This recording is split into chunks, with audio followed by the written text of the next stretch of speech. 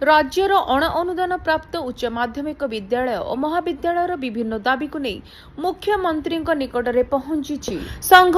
आज आम मुख्यमंत्री को अभियोग प्रकोष्ठ देखा करूँ। आमर 3 गोटी दाबी रही सहित आलोचना होती। प्रथम है 1/6/2008 रु 30/11/2013 पर्यंत एक नूतन अनुदान नीति प्रणयन हो।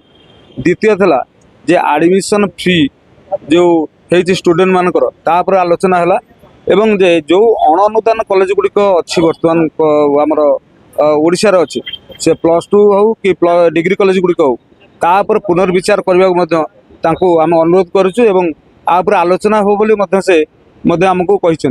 द्वितीय कथाटी गला तृतीय कथाटी है जे जो किस्ती से 10%, 15%, 25%, 25%, 25% हिसाब से देवे बोली जो घोषणा करछंती।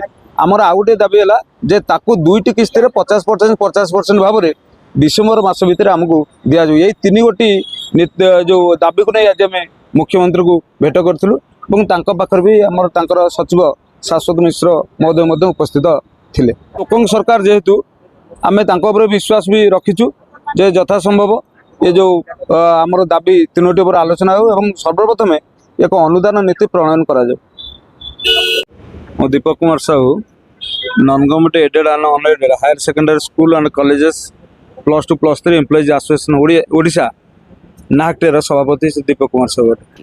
एही प्रतिनिधि दल रे संघर सभापति दीपक कुमार साहू, पुष्पाराणी पट्टनायक एवं डॉक्टर कल्पना दास उपस्थित रही मुख्यमंत्री आलोचना करथिले।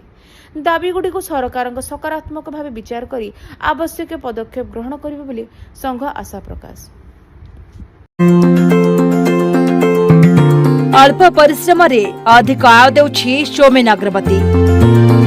सुलभ मूल्य रे मेसिन नियंतु आउ घरे बसी निजे स्वावलंबी हेबा सहित अन्य को रोजगार दियंतु। सौमेन अग्रवती, फ्लैट नंबर A88, शहीद नगर, भुवनेश्वर।